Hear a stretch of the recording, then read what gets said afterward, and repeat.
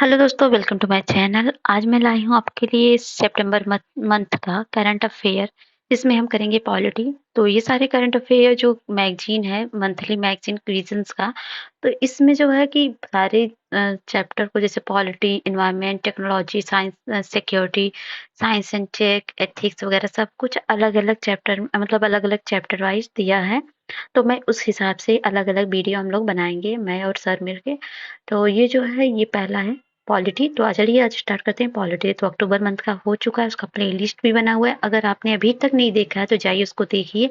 और आपके लिए मैं करंट अफेयर के साथ-साथ, मतलब मंथली मैगज़ीन के साथ-साथ विज़न का टेस्ट भी करवा रही हूँ, और आरओ का भी टेस्ट सब कुछ हो रहा है। आप इस चैनल को प्लीज़ लाइक शेयर सब्सक्राइब करिए और बेनिफिट्स उठाइए, और एनसीईआरटी भी करवा दीजिए। जितना इम्पोर्टेंट है एनसीईआरटी, मंथली मैगज़ीन टेस्ट, सब प्रोवाइड किया जा रहा है आपको फ्री ऑफ कॉस्ट।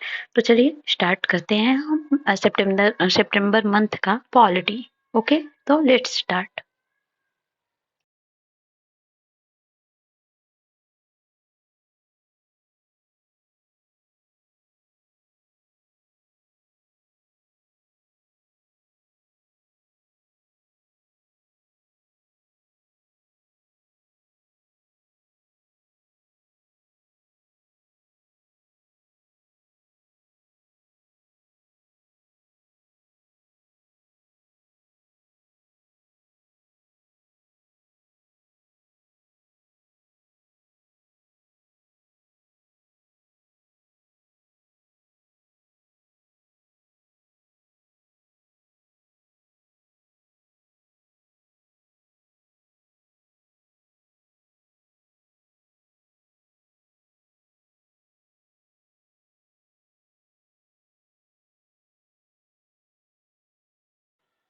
तो पॉलिटी एंड गवर्नेंस में पहला जो न्यूज है वो है नारी शक्ति वंदना। कॉन्स्टिट्यूशन 106th अमेंडमेंट, मतलब 106 अमेंडमेंट जो हुआ अभी, नारी शक्ति एवं नारी शक्ति वंदना योजना अधिनियम, ये है 2023 का। बहुत इम्पोर्टेंट है ये, वुमेन्स एम्पावरमेंट में भी आप लिख सकते हैं। तो न्यूज में क्यों है? तो न्यूज में इसलिए है क्योंकि रिसेंटली पार्लियामेंट पास्ट कॉन्स्टिट्यूशन, ओ सॉरी, 1 मिनट।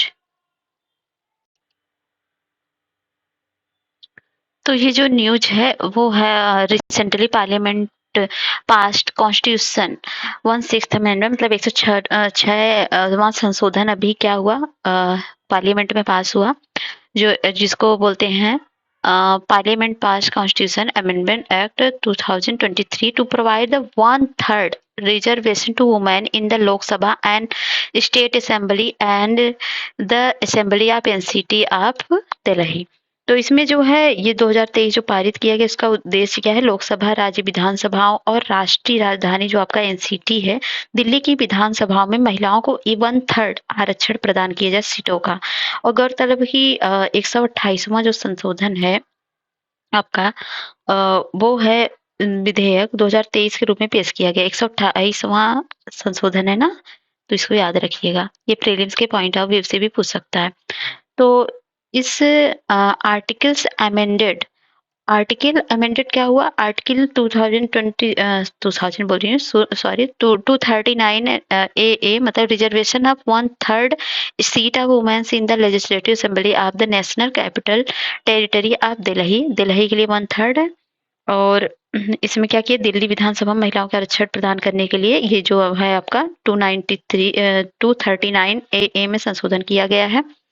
और आर्टिकल इंसर्टेड जो कुछ और जोड़े गए हैं वो क्या है?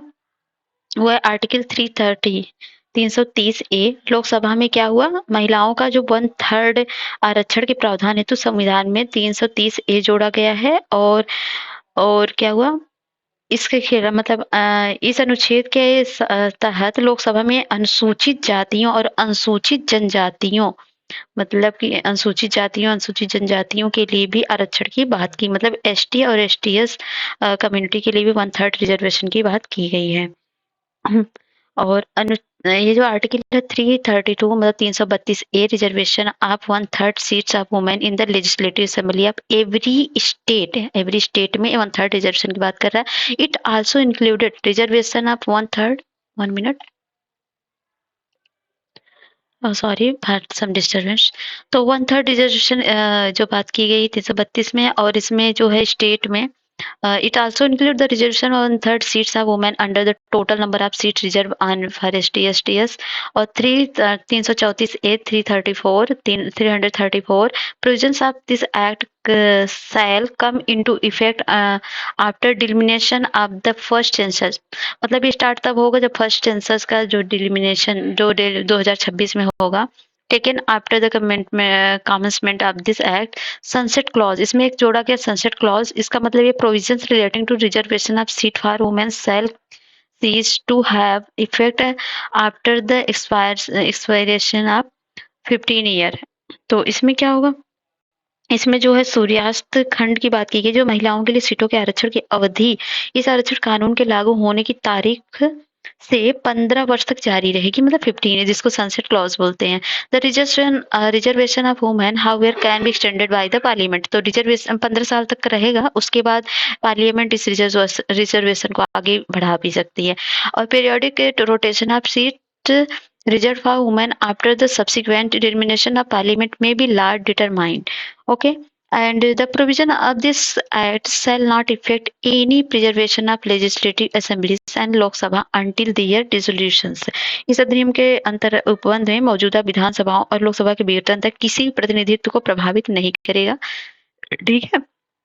Need for women's reservation, sorry सब कुछ प्रॉब्लम चल रही है, आई होप भी आप मैनेज कर रहे हो। तो okay, need for women's reservation in legislative, तो इसमें नीड क्यों है वुमेन्स रिजर्वेशन की, तो under the representation of the women in legislature only about 14% of member in Indian parliament are women's, the highest so far. मतलब सबसे ज्यादा की बात करें केवल 15% से भी कम महिलाओं की पार्टिसिपेशन है इन लेजिस्लेचर में। और average representation of women's in the state assembly in around 8% only, और स्टेट में केवल 8% है। And some state like Mizoram have no women legislature। And second, according to the Inter-Parliamentary Union, India have fewer percentage of women in the lower house than its neighbor। तो अपने पड़ोसियों की बात करें तो उनसे भी सबसे कम अपने इंडिया में पार्टिसिपेशन है वुमेन्स का, जैसे नेपाल, पाकिस्तान, श्रीलंका, बांग्लादेश से भी कम है। political under the representation of women a major region of the India's poor performance in the World Economic Forum Global Gender Gap Report 127 out of 147 in 2023। तो बात करें तो माना जाता है कि राजनीति में महिलाओं का क्रम विश्व आर्थिक मंच की ग्लोबल जेंडर गैप रिपोर्ट के भारत के खराब प्रदर्शन का एक मुख्य कारण है। और ग्लोबल जेंडर गैप रिपोर्ट 2023 में कुल 146 देशों में 127वें नंबर पे अपना इंडिया है। और patriarchal nature of the political parties, affirmative action of the women in the imperative to better their conditions, since political parties are inherently patriarchal। It would also help to overcome the entry barriers like money and muscles power for women's leadership at the state and national level। अगला क्या है, gender sensitization of the public policy. Women representation in decision making process is essential to address the problem like lower female labour force participation and increasing the crime rates against women etc। Evidence from the reservation at the local level according to some assignment by the Oxfam India, reservation for women at the local level led to significant increase the reporting of the crime, improved access to the basic amenities like drinking water, school etc। Nudging women-led development, it can also enable the greater participation of women as the public representation in public making at the national and state level। Concern with the act against the inequality, concern क्या, against inequality impact of voter choices and non-homogeneous group। Women are not a homogeneous community such as the caste group, therefore the argument of made the caste based reservation cannot be made for women। women के लिए कोई caste based reservation नहीं बना। and less impact of the political empowerment of women, there are larger issues of the electoral reform such as the criminalization of the politics and internal democracy of the political parties etc, that might can act as the impediment of political empowerment of women and disparity across state। This act provides the reservation of 1/3 seats across the Lok Sabha seat against the provisions of reservation 1/3 seat each state UT is mentioned in 2008 bill। And if we will discuss about next rotation of seat, this act provides the rotation of seat after every elimination of exercise against the after every general election of the Parliament State Legislature Assembly. Reservation in Rajya Sabha and Legislative Council Act does not contain any provision for reservation for women in Rajya Sabha and Legislative Council of State. Geeta Mukherjee Committee 1996 recommended the providing reservation for women in Rajya Sabha and Legislative Council as well. उन्होंने राज्यसभा और legislative council के लिए भी ऐसे ही provision की बात की थी 1996 में गीता मुखर्जी कमेटी ने। वे फॉरवर्ड की बात करें तो timely implementation this time bound conduct and publication of the census data and delimitation exercise should be done to ensure the timely implementation of this act. तो इसमें क्या करना चाहिए, इस अधिनियम का समय पर प्रवर्तन या मतलब सुनिश्चित करने के लिए जनगणना डेटा और परिसीमन का संबद्ध कार्यान्वयन एवं प्रकाशन किया जाना चाहिए। If we discuss about the this timeline implementing capacity building involve the civil society and institutions for training and mentorship for women's leaders to local level ensure their effective mobilization of state and national level। तो स्थानीय स्तर पर महिलाओं नेताओं के प्रशिक्षण मार्गदर्शन के लिए नागरिक समाज एवं अन्य संस्थाओं को शामिल किया जाना चाहिए और इसे राज्य और राष्ट्रीय स्तर पर महिलाओं के नेतृत्व की प्रभावी लाभमंदी सुनिश्चित की जा सके ताकि सिमल्टेनियस इलेक्शंस। तो इसमें एक साथ चुनाव होने की बात की गई है। वाई न्यूज, तो the union government has recently noticed the 8-member committee under the leadership of the former president Sri Ramnath Kovind to examine and make the recommendation for simultaneous elections. About simultaneous elections, it is the idea and aim to synchronize the Lok Sabha, state assemblies and election municipalities and panchayats such as voter in the particular constituency and vote for the same day. Simultaneously, election do not mean the voting across the country for all election need to happen on a single day. For instance, आप can be conduct मतलब एक दिन में जो पूरा vote एक ही दिन में जो आपका स्टेट लेवल का जो वोटिंग होता है या फिर लोकसभा राज्यसभा और सब वोटिंग की बात की गई ताकि एक ही दिन कंडक्ट करवाई जाए। लोकसभा राज्यसभा और नगर पालिका पंचायत चुनाव को एक दिन कराने की बात की गई है। Timeline simultaneously elections in India मतलब एक साथ चुनाव इंडिया में कब कब हुए हैं, तो ये हुआ है जो आपका विधानसभा के सबसे पहले विघटन हो गया था आपका 1952 19 तब हुआ था एक बार। और election commission of the India is I suggested working on simultaneous election in 1983। भारतीय निर्वाचन मतलब आयोग ने एक साथ चुनाव कराने के लिए सिफारिश की थी 1983 में और 1968 में और 69 में ये हुआ था। और ये तब हुआ जब कुछ विधानसभाओं का समय से पहले विघटन हो गया था। और 1952 और 1967 में general election to Lok Sabha and state assemblies are conducted simultaneously. तो 1952 से 1967 में भी लोकसभा और राज्य विधानसभाओं के आम चुनाव एक साथ करवाए गए थे। और 1970 की बात करें तो प्री मेच्योर डिसोल्यूशंस मतलब लोकसभा के समय से पहले भंग होने से 1971 में नए सिरे से चुनाव हुए। तो ठीक है, आगे बात करते हैं argument of the simultaneous elections. इसमें जो आर्ग्यूमेंट्स हैं कुछ, तो उसकी बात करें impact of the government due frequent imposition of the model code of conduct. Imposition of model code of conduct put hold on the entire development of program and activity of the union state government in the poll bound state and massive expenditure in the conduct of election lead to huge expenditure by various stockholder on account of conduct and control of supervision of elections। तो बार बार जैसे जैसे कि कोरा आचार संहिता जो लगती है model code of conduct लागू होने से शासन व्यवस्था प्रभावित होती है। जैसे चुनाव वाले राज्यों केंद्र और राज्य सरकारों के सभी तरह के कार्यक्रम गतिविधियां रुक जाती हैं। और दूसरा ये होता है कि massive expenditure in the conduct of election बहुत सारे खर्च होते हैं फालतू के तो इस वजह से।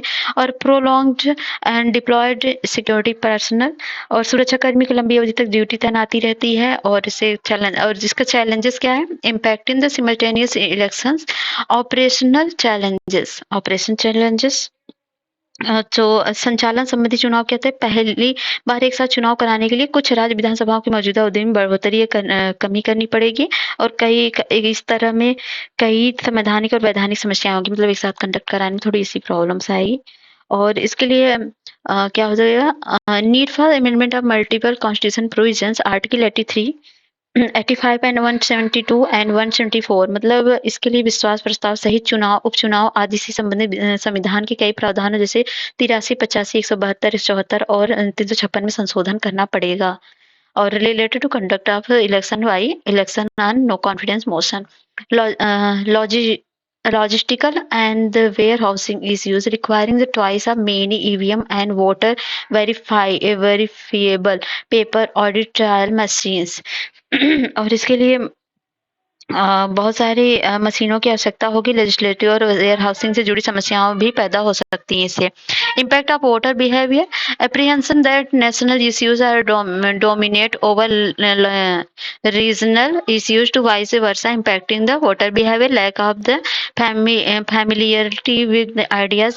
Last simultaneous election was held in 1960, hence an entire generation is not familiar with their idea of simultaneous elections. Therefore, the need of the explain how and why one has to vote twice, thrice at the polling booth. Other laws of political accountability to electorate as elected representative and party will have to face election only in 5 years. Impact on the economic at the grassroots level, many jobs are created during the elections. And इसकी जमीनी अर्थव्यवस्था पर प्रभाव पड़ेगा क्योंकि चुनाव के दौरान कई तरह के रोजगार के अवसर सृजित होते हैं। और एक साथ चुनाव कराने के संबंध में कई प्रमुख सिफारिशें भी हुई हैं, जिसके बारे में recommendation on the implementation of the simultaneous election, जैसे लॉ कमीशन 117 रिपोर्ट 170 का रिपोर्ट जो 1999 में आया था, hold election to Lok Sabha and state assembly simultaneously with hold result of election will till after the expiry of the term of the assembly concern the interval of exceeding 6 month. इसमें क्या हुआ था, इसमें एक साथ चुनाव आयोजन की कराए जाने की बात की चाहिए, मतलब कराए जाने चाहिए, परंतु संबंधित विधानसभा के कार्यकाल की समाप्ति तक चुनाव परिणाम की घोषणा पर रोक लगा देनी चाहिए। हालांकि अंतराल 6 महीने से अधिक नहीं होना चाहिए, मतलब इसके बाद ही रिजल्ट बताना चाहिए। और इसमें कहा गया था parliamentary standing committee of personnel public grievance and law justice 79th report में, इसमें 2 फेज सिंक्रोनाइज्ड इलेक्शन की बात की गई थी, 2 चरणों में चुनाव की बात की गई, जिसमें ये बात की holding the election of the same legislative assembly at mid term of Lok Sabha and reminding with the end of tenure of Lok Sabha. इसमें बात की गई थी कि समिति के अनुसार कि कुछ विधानसभाओं के चुनाव लोकसभा की मध्यावधि में और शेष विधानसभाओं के चुनाव लोकसभा के शेष बचे कार्यकाल में समाप्त किए जाने सकते हैं। By election to all seats falling vacant in the particular year conduct together on a predetermined date time frame. और इसमें बात की किसी विशेष वर्ष में रिक्त होने वाली सीटों पर उपचुनाव पूर्व निर्धारित तिथि समय सीमा पर एक आयोजित किए जा सकते हैं। और इसमें नीति आयोग की भी कुछ रिपोर्ट है, डिस्कसिंग द पेपर 2017 विमर्श पेपर 2017 में, conduct 2 phase of simultaneous election based on the recommendation of the parliamentary standing committee. इसमें संसदीय स्थायी समिति की सिफारिश के आधार पर एक साथ 2 चुनाव संपन्न कराने की बात की गई थी। In case of a premature dissolution of Lok Sabha and State Assembly, the term of the newly elected house should be for the rest of would be an original term। जिसमें बात की गई थी कि यदि लोकसभा या किसी राज्य विधानसभा का समय पूर्व विघटन हो जाता है तो ऐसी स्थिति में नवनिर्वाचित लोकसभा या उस राज्य विधानसभा का कार्यकाल मूल कार्यकाल की शेष अवधि के लिए होना चाहिए। और मतलब जो भी चुनाव होंगे वो जो बचे हुए काल होंगे उनके लिए होना चाहिए, जैसे पंचायती राज में शायद होता है वैसे। और आगे बात की गई, ठीक है, नीति आयोग की रिकमेंडेशन है। और in the event of no confidence motion simultaneously move a confidence motion for formation of an alternative government. इसमें बात की गई कि अगर विधि आयोग ने उचित संशोधन के जरिए अविश्वास प्रस्ताव को रचनात्मक अविश्वास मत से बदलने की सिफारिश की थी, इसने लोकसभा विधानसभा कार्यकाल के दौरान अविश्वास प्रस्ताव प्रस्तुत करने की संख्या सीमित करने के भी विकल्प सुझाया गया था। और लॉ कमीशन ड्राफ्ट रिपोर्ट 2018 की बात करें तो इसमें जो है चुनाव समन्वयन के लिए फ्रेमवर्क तैयार किया गया था। और इसमें जैसे कि पहला ऑप्शन है कि advising the postponing election timing in certain states such as the election all the state assemblies Lok Sabha में be held together and conduct of election by twice in 5 years and conduct of election following in calendar year together और replace the no confidence motion and constructive no confidence motion through the appropriate amendment. और इसमें क्या बात की गई थी आपका नीति आयोग में, इसमें two windows of 1 and 4 month each holding by election due and particular year की बात की गई थी। मतलब इसमें किसी विशेष वर्ष में होने वाले सभी उपचुनावों के आयोजन के लिए इस वर्ष में डेढ़ माह की जो समय अवधि निर्धारित की जानी चाहिए, मतलब इस साल में जो चुनाव हो। और इसमें अविश्वास प्रस्ताव के बारे में क्या बात किया गया था, कहाँ गया, ये रहा। इसमें बात किया गया था कि अविश्वास प्रस्ताव पेश किए जाने की स्थिति में विश्वास प्रस्ताव भी प्रस्तुत किया जाना चाहिए ताकि वैकल्पिक सरकार का गठन भी किया जा सके। मतलब विश्वास के साथ विश्वास प्रस्ताव भी किया जाना चाहिए। और कंक्लूजन क्या निकलता है इससे, कंक्लूजन तो ये ब्लैक हो गए ये, पता नहीं क्या इनको प्रॉब्लम रहती है, सॉरी क्या कर सकते हैं। चलिए कंक्लूजन पे फोकस करते हैं, काला टीका तो लग गया है। कंक्लूजन लगता है पसंद नहीं आया था उसको, ठीक है। सरकार जिस तरह से एक साल चुनाव के विचार पर काम कर रही है उसके लिए आवश्यक है किसी भी निर्णय पहुंचने के लिए गहन और पारदर्शी तरीके से विचार विमर्श किया जाए और इस दौरान हमें सुनिश्चित करना चाहिए कि हमारी लोकतांत्रिक प्रक्रिया बनी रहे, प्रोसेस में remain intact. Artificial intelligence and elections की बात हो रही है, अगला न्यूज है आर्टिफिशियल इंटेलिजेंस और चुनाव की। तो ये सुर्खियों में क्यों है? Five Swiss political parties have signed a code of conduct agreeing to limit use of artificial intelligence in the campaign for federal election। मतलब स्विट्जरलैंड में जो है 5 पॉलिटिकल पार्टी ने इस मतलब चुनाव मतलब आचार संहिता पर हस्ताक्षर किए हैं कि वो चुनाव में सीमित आर्टिफिशियल इंटेलिजेंस का यूज करेंगे। Role of artificial intelligence in election predictive modelling, ये क्या करता है, इसकी भूमिका क्या होती है? भविष्यवाणी करने वाला मॉडल बनाना जिसे थोड़ा factors such as the demographics, voting patterns and issues that matter can be considered to build a model that help to identify the voters who will vote for the particular candidate। And second is social media analysis using AI parties can analyze the trend and the sentiment to build a social media outreach program for voter preferences। And personalization, AI can edit tailoring and communicating for a specific voter based on their interest, preference, and trait that can assist the candidate in connecting with the audience more deeply। And real-time data analysis, campaign may adopt and the messaging and outreach method in the reaction to shifting candidate by using AI, evaluate real-time data and social media trends, settlement and influences, and increasing the efficiency and enhance the participation। AI also generate the change of the participatory democracy like enhance voter education and mobilization। It can impact and change the mindset of some voters, that's why this can be restricted। Concern associated with AI in election. What concern? First is manipulating. AI can be used to create deep fake videos, misinformation, and social media manipulating, influencing, and voter and distorting the truth.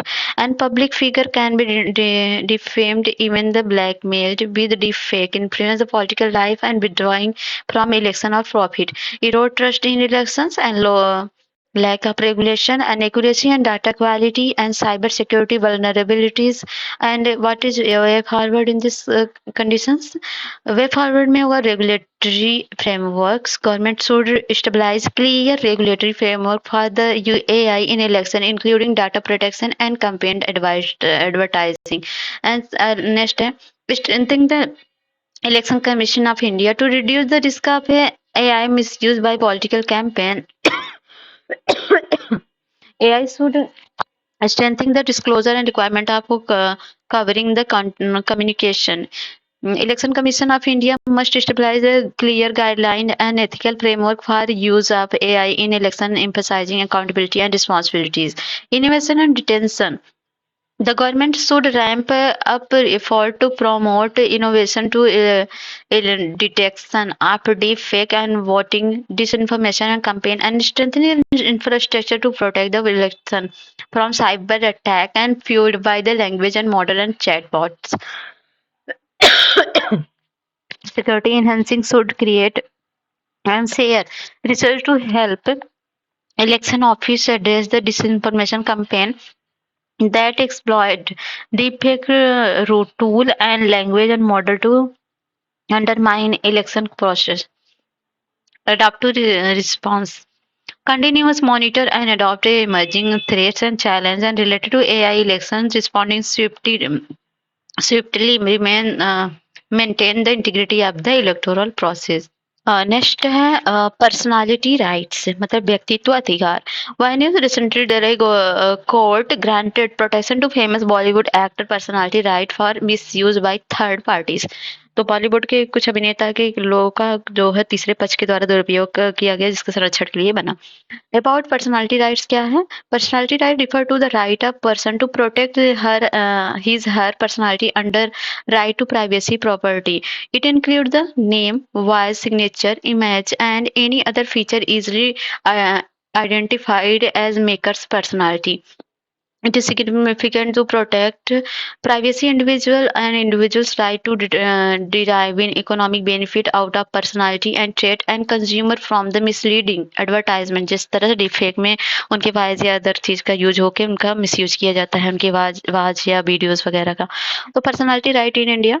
Personality right or their protection are not expressly mentioned in any such statute in India, but are traced to fall under the right to privacy and right to property. Two component of the personality right to publicity, right to keep one image and likeness from being commercially exploited without permission of contractual compensation. It is governed by the statutes like the trademark act 1999, the copyright act 1957. दो इसके लिए बना है, trademark act 1999 and copyright act 1957. Right to privacy, right to not have an personality representation public without permission. आप किसी के right को publicly बिना उसके परमिशन के नहीं कर सकते. It is broadly covered under the article 21 of the constitution and the supreme court judgement in justice K S Puttaswamy case 2018. K S Puttaswamy का केस है जो राइट टू प्राइवेसी के लिए था. एक पोस्टुमस पर्सनालिटी राइट. तो पोस्टुमस मतलब मरणोपरांत, मरने के बाद जो आपका राइट होता है उसकी बात करें तो emblem of name, prevention of improper use act 1950 मतलब प्रतीक और नाम अधिनियम 1950 है. एक्ट 1950 का ये कानून से अधिनियम की अनुसूची में सूचीबद्ध कुछ लोकमान व्यक्तियों के नाम और प्रतीकों के अनधिकृत उपयोग को मतलब उनके मरने बाद उनके नेम को यूज करने पर फालतू का तो उसके लिए प्रोटेक्शन प्रोवाइड करता है. आईपीसी भी है. It negative reference to derogatory representation made any decrees person reputation और family defamation suit can be filed under the Indian Penal Code and trademark law. It ensures the benefit and refrain other from using other name unjustifying in addition to personal right is sue for misuse of others name. Judicial interpretations न्यायिक व्याख्या क्या है? तो Titan industries बनाम राजकुमार jewellers case 2012 का है जिसमें Delhi high court ने निर्णय दिया कि व्यक्तित्व अधिकारों में व्यक्ति की निजता या एकीपन में हस्तक्षेप नहीं करते हैं, संवेदनशील तथ्यों को सार्वजनिक रूप से प्रकट नहीं करते हैं, व्यक्ति की छवि को सार्वजनिक रूप से गलत तरीके से पेश नहीं कर सकते हैं और उसका नाम गलत तरीके से इस्तेमाल करने के अधिकार नहीं कर सकते हैं आप. और Deepa Jaya Kumar versus L Vijay case 2019 का Madras high court held that the personality right cease to exist after their death personality and can not be inherited by the legal heirs. इसमें क्या किया? मद्रास हाई कोर्ट ने निर्णय दिया कि किसी व्यक्ति की मृत्यु के साथ ही उसके व्यक्तिगत अधिकार भी समाप्त हो जाते हैं. इसके अलावा उस व्यक्ति के व्यक्तित्व अधिकार उसके कानूनी उत्तराधिकारों को विरासत में नहीं मिल सकते हैं, ऐसा इसमें था. और Sakshi Malik versus Venkateshwara creation private limited और केस है. Bombay high court held the using another image and most specially a private image without consent is illegal, मतलब किसी का प्राइवेट इमेज का यूज करना बिना उसके कंसेंट के लीगल है। और Arun Jaitley versus network solution of private limited and और केस, ये क्या है 2011 का। Delhi high court started the popularity of fame of the individual will be different on the internet than in reality। इसमें बताया गया कि दिल्ली हाईकोर्ट ने निर्णय दिया कि इंटरनेट पर किसी भी व्यक्ति की लोकप्रियता प्रसिद्धि उसकी वास्तविक लोकप्रियता प्रसिद्धि से अलग नहीं होगी। और challenges in forcing personality right in India क्या है, कॉन्फ्लिक्ट विद द कॉन्स्टिट्यूशन, जिसका हम चुनौतियां जो है व्यक्तिगत अधिकारों को लागू करने में आने वाली क्या है चैलेंजेस। कॉन्फ्लिक्ट विद कॉन्स्टिट्यूशन, संविधान से टकराव है इसमें, क्योंकि conflict between the right to publicity and media right to publish and inform the public about matter and public interest citizens right to know under the article 19।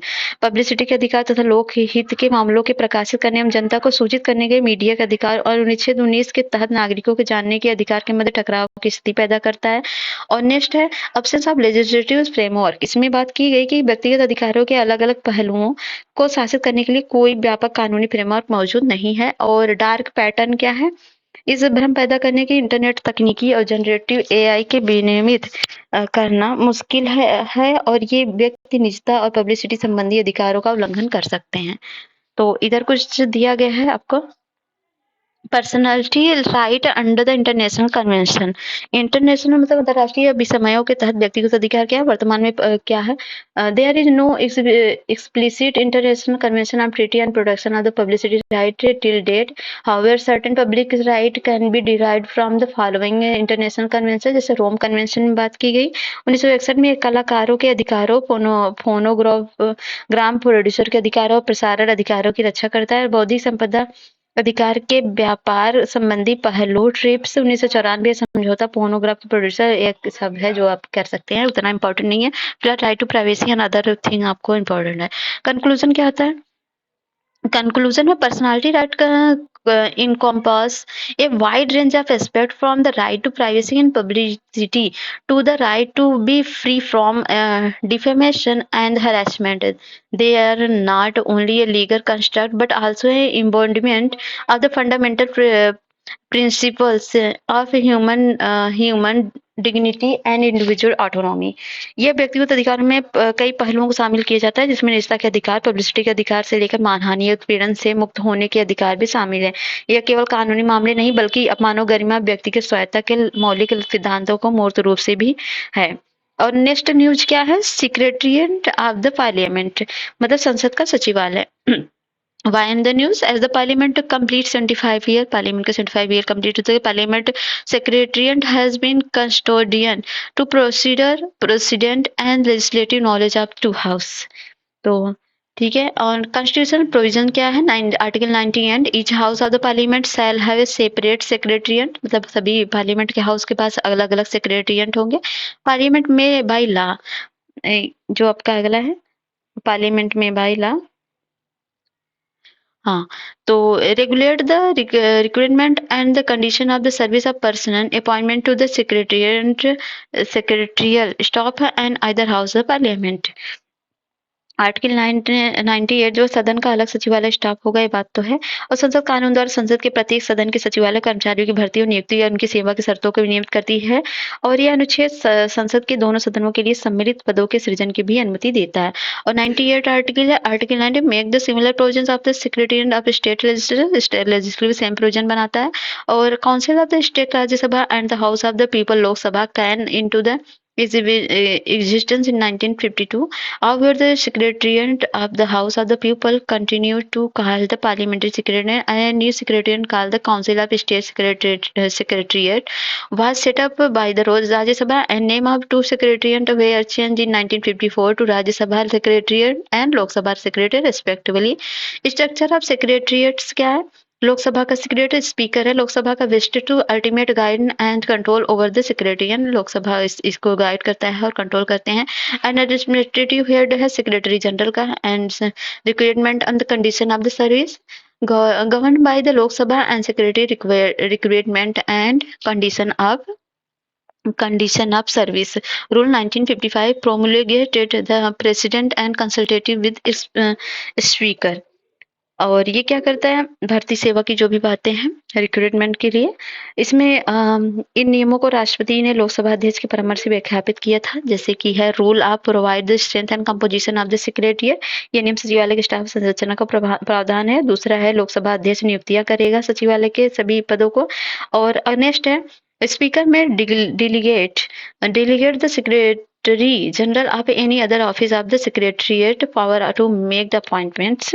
Lok Sabha अध्यक्ष संविधान सचिवालय में नियुक्तियां करने संबंधी अपने अधिकार के महासचिव तथा सचिवालय के किसी भी अधिकारी को सौंप सकता है।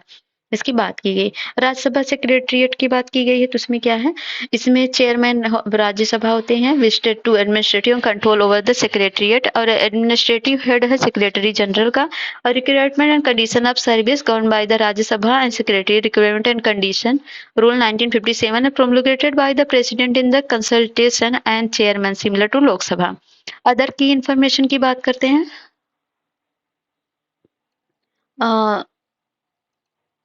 की इंफॉर्मेशन की बात करते हैं। Secretariat of both house has been divided into 10 service functional basis like legislative, executive and administrative service and verbatim reporting service etc, and speaker of chairman can create new post in respective to secretariat. However, for post in class 1 and class 2 prior consultant and the union ministry of finance in mandatory, and Secretary General of both House hold a rank equivalent to the Cabinet Secretary to the Government of India. However, the table of the precedence and Cabinet Secretary replaced in 11th position, whereas Secretary of Lok Sabha, Rajya Sabha are placed in 23rd position. तो वरीयता की सूची में cabinet सचिव को 11वें स्थान पर रखा गया, जबकि लोकसभा और राज्यसभा के महासचिवों को 23वें स्थान पर रखा गया है। Limitation of secretary entry in the parliament, absence of legislative framework, सचिवालय संबंधी कमियां हैं, जैसे कानूनी फ्रेमवर्क की अनुपस्थिति है। और नेक्स्ट है lack of autonomy, lack of independent cadre.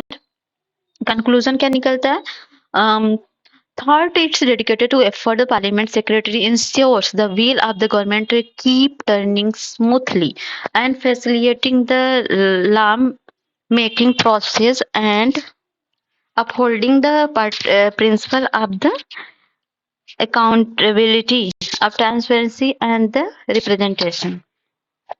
संसदीय सचिवालय अपने समीपवर्ती प्रयासों से यह सुनिश्चित करता है कि सरकार का कामकाज सुचारू रूप से चलता रहे, और साथ ही सुनिश्चित करता है कि कानून बनाने की प्रक्रिया को सुविधाजनक बनाया जाए और जवाबदेही, पारदर्शिता और प्रतिनिधित्व सिद्धांत को बहाल रखा जाए। और नेक्स्ट न्यूज है, न्यूज इन शॉर्ट में डिस्कस करेंगे हम।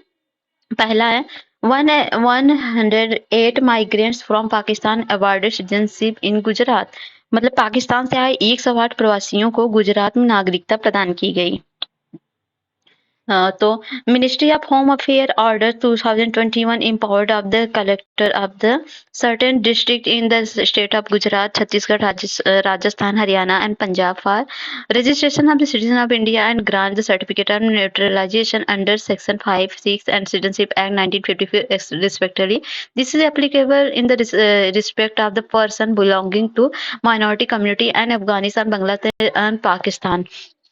इसमें जो है 2021 में गृह मंत्रालय के एक आदेश अनुसार गुजरात, छत्तीसगढ़, राजस्थान, हरियाणा, पंजाब के कुछ जिलों में कलेक्टर्स को निम्नलिखित कार्य के लिए शक्तियां प्रदान की गई, जैसे 1955 धारा 5-6 के तहत भारत के नागरिक पंजीकरण या देशीकरण का प्रमाण पत्र प्रदान करना, और ये अफगानिस्तान, बांग्लादेश और पाकिस्तान से आए हुए अल्पसंख्यक समुदायों के संबंधित किसी भी व्यक्ति के संबंध में लागू है। कोई भी विदेशी नागरिक देशीकरण द्वारा भारत की नागरिकता प्रदान कर सकता है। समानता 12 वर्ष भारत का निवासी रहा हो और आवेदन की तारीख से 12 महीने की अवधि के दौरान भारत में रह रहा हो, और इन 12 महीनों में उसने 14 वर्षों में कुल मिलाकर 11 वर्ष भारत में रहा हो। और नागरिक अधिनियम 1955 की तीसरी अनुसूची में निर्दिष्ट अन्य पात्रताएं भी हैं, जैसे नागरिकता के लिए संवैधानिक प्रावधान संविधान के भाग 2 में लिखित है। तो आर्टिकल यहाँ पर बात करें तो 5, 6, 7, 8 में detail the provision regarding who will the citizens of India at the commencement of the constitution. मतलब इसमें नागरिकता के बारे में विस्तार से प्रावधान किया गया। संविधान लागू होने के बाद कौन भारत का नागरिक होगा, इसके बारे में पूरा डिटेल दिया गया है। Article 11 grant the Parliament authority to make any provisions regarding the acquisition of the termination of the citizenship। मतलब सिटीजनशिप को हटाने या अधिग्रहण समाप्ति के लिए पार्लियामेंट के पास पावर है उसको रेगुलेट बनाने के लिए। Modes of the acquiring of the Indian citizen, क्या जरूरी है भारतीय नागरिकता प्राप्त करने के तरीके कौन कौन से, जैसे by birth, by descent, descent मतलब वंश के आधार पर नागरिकता, और ये है इनकॉर्पोरेशन ऑफ टेरिटरी, किसी क्षेत्र के अधिग्रहण पर, और देशीकरण, नेचुरलाइजेशन, और रजिस्ट्रेशन रजिस्ट्रेशन के माध्यम से। और दूसरा डिस्क्वालिफिकेशन ऑफ लॉ मेकर्स। तो Karnataka high court recently declare the election of member of Lok Sabha from Hassan constituency as avoid. तो इसमें जो है हाल ही में कर्नाटक हाईकोर्ट ने हासन निर्वाचन क्षेत्र से लोकसभा सदस्य के चुनाव को अमान्य घोषित कर दिया। और decision of the disqualification is made of the ground of the guilty of the corrupt practices including wrong disclosure values of property and evading the taxes ETC. तो इसमें जो निर्णय प्रत्याशी द्वारा संपत्तियों के मूल्य का गलत खुलासा करने या चोरी करने के आदि सहित उसके भ्रष्ट आचरण का दोषी पाए जाने के अधिकार से किया गया है। और तो यहाँ पर representation of people act RPA 1951 enable the high court of the declare election avoid on certain grounds. इसमें जो लोकसभा प्रतिनिधित्व अधिनियम के तहत हाई कोर्ट को कुछ आधारों पर चुनाव को अमान्य घोषित करने की शक्ति प्रदान की गई है। इसमें है once the election is declared avoid the member has vacant for office. एक बार चुनाव अमान्य घोषित हो जाने पर सदस्य को अपना पद त्यागना होता है। और the एग्रीविड person can appeal to the Supreme Court against the order of the High Court। और हाई कोर्ट के फैसले के असहमत पक्ष उसके आदेश के खिलाफ सुप्रीम कोर्ट में अपील कर सकते हैं।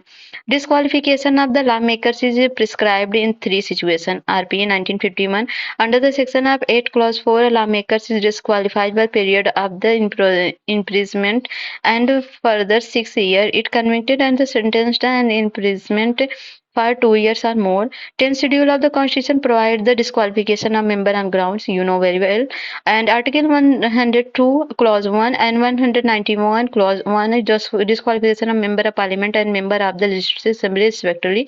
The ground here the including the holding of the office of profit, being of the unsound mind and the insolvent and not having valid citizenship।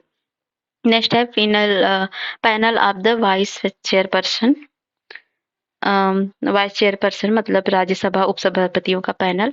Rajya Sabha chairman constitute all women's panel of vice chairperson in Rajya Sabha. इसमें राज्यसभा के सभापति के राज्यसभा में उपसभापति के एक panel का गठन हुआ जिस इसकी विशेषता यह है कि इसमें सभी सदस्य महिलाएं हैं। Under the rule of the Rajya Sabha, the chairman nominated from among the number of panel of vice chairperson। Rajya Sabha के नियमों के तहत सभापति राज्यसभा संसदों में से उपसभापतियों के पैनल के सदस्यों को नामित करता है। और any one of the them can be preside over the house of the absence of the chairperson deputy chairperson।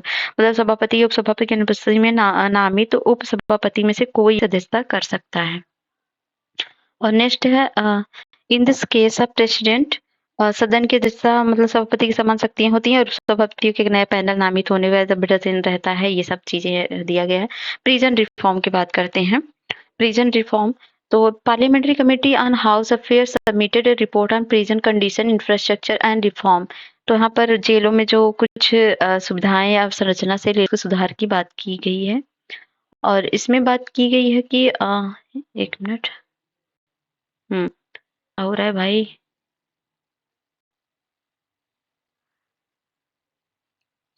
जेलों में सुधार की बात की गई है। जैसे ओवर क्राउडिंग है जेलों में, मतलब ज्यादा से ज्यादा भीड़ भाड़ है। और इसमें जो है औसत ऑक्यूपेंसी की बात करें तो 130.2% जेलों में बंद कुल कैदियों में 77.1% विचाराधीन है। और इसमें जो कर्मचारियों की कमी है मतलब understaffed prison are understaffed by the approximately 30%, केवल 30% है। वुमेन प्रिजनर्स की बात करें तो टोटल जो 22,918 वुमेन्स इनमेट हैं, मतलब जो जन्म दी हैं बच्चों को। और इनमें जो है वुमेन जो है इमेट आर 173 मतलब 1,650 वुमेन जो है 1,867 बच्चों के साथ हैं। Fewer number of women's prison and low representation of women in representation 13.77। मतलब जो महिला विशेष जेलों की संख्या कम है और साथ ही जेल के कुल कर्मचारियों महिलाओं की संख्या केवल कर्मचारी महिलाओं की संख्या 13.77% है, जो कि बहुत ही कम है। और इसमें जेल बजट की बात करें तो only 0.6% prison budget in spent vocational educational training of the prison 1% of the year welfare activities, केवल 1% इसमें होता है, 0.6 इसमें होता है, बहुत ही कम है। रिकमेंडेशन क्या है?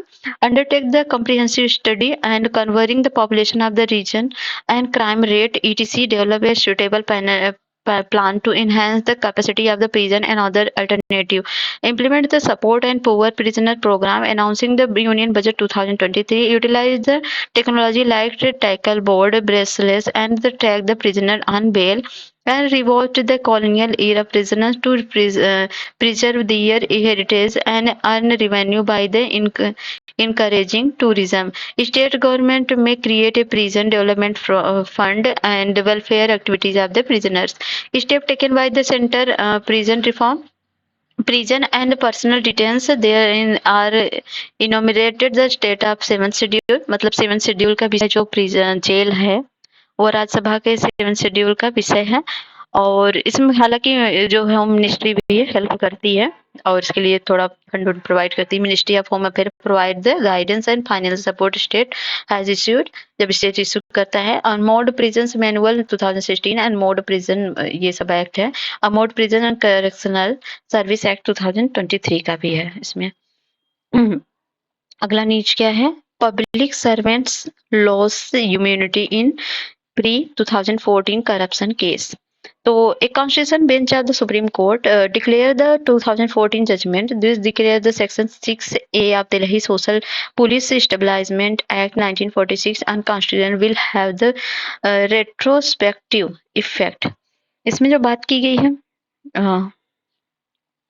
एक मिनट, हाँ, तो इस सुप्रीम कोर्ट ने 2014 में दिल्ली विशेष पुलिस स्थापना अधिनियम 1946 की धारा 6A को असंवैधानिक घोषित कर दिया है। अब न्यायालय एक संविधान पीठ से कहा है कि उसका 2014 का निर्णय पूर्व प्रभाव से लागू होगा, अर्थात 2014 से पहले भ्रष्टाचार के मामले पर भी उसका निर्णय लागू होगा। डीएसपी अधिनियम की बात करें 6A की, तो इसके तहत केंद्रीय मतलब सीबीआई के संयुक्त सचिव और उसमें उसके ऊपर रैंक के अधिकारी के खिलाफ भ्रष्टाचार के मामले की जांच से पहले केंद्र सरकार से मंजूरी लेने की आवश्यकता होती थी। लेकिन सुब्रमण्यम स्वामी बनाम भारत संघवाद एक है, तो उसमें क्या कहा गया था? उसमें बताया गया था कि 2014 का है, इसमें सुप्रीम कोर्ट ने इस प्रावधान का संवैधानिक करार दिया था और शीर्ष न्यायालय का मानना था कि प्रावधान अनुच्छेद 14 के समानता के अधिकार का उल्लंघन करता है। तो इसमें जो है, इसमें जो केंद्र से परमिशन लेके जांच करने की बात की गई जिसको हटाया गया था। तो है कि हाईलाइट और आर्टिकल 21 और clause person no person by convicted any defence of the except of violation law force of time and consuming the illegal act, इसकी बात की गई। सुप्रीम कोर्ट के निर्णय के मुख्य बिंदु क्या थे कि एक बार जब कानून को संविधान के भाग 3 के तहत गारंटी किया किसी भी मौलिक अधिकार के उल्लंघन के आधार पर संवैधानिक घोषित कर दिया जाता है, तब ऐसे कानून को उसके बनाने की तिथि से आरंभिक शून्य मतलब नल एंड वाइड घोषित किया जाता है। डीएसपी जो है आपका, एक मिनट, आर्टिकल 21 मतलब ये जो है less personal convicted, okay. About DPSC act 1946 की बात अगर हम करें तो पहले तो 20A की बात कर लेते हैं। 20 क्लॉज 1 की बात करें तो इसके अनुसार किसी भी व्यक्ति के अपराध के लिए तब तक दोषी नहीं सिद्ध किया जा सकेगा जब तक उसने कोई ऐसा कार्य करते समय या उस समय लागू किसी कानून का कथित तौर पर उल्लंघन ना किया हो। अबाउट डीपीएससी की बात करें तो 1946 का है। तो enacted to investigate cases and bribery and corruption by the central government employees, मतलब इसे केंद्र सरकार के कर्मचारियों के खिलाफ रिश्वतखोरी भ्रष्टाचार के मामलों की जांच करने के लिए लागू किया गया था। सीबीआई को किसी मामले की जांच करने की शक्ति इसी अधिनियम से प्राप्त होती है। तो ये आपका यहीं पर खत्म होता है पॉलिटी। और कैसा लगा वीडियो बताइएगा जरूर, अपना फीडबैक कमेंट बॉक्स में दीजिएगा। अगर वीडियो पसंद आए लाइक शेयर सब्सक्राइब करिए। मिलते हैं नेक्स्ट वीडियो, तो तक लीजिए। जय भारत।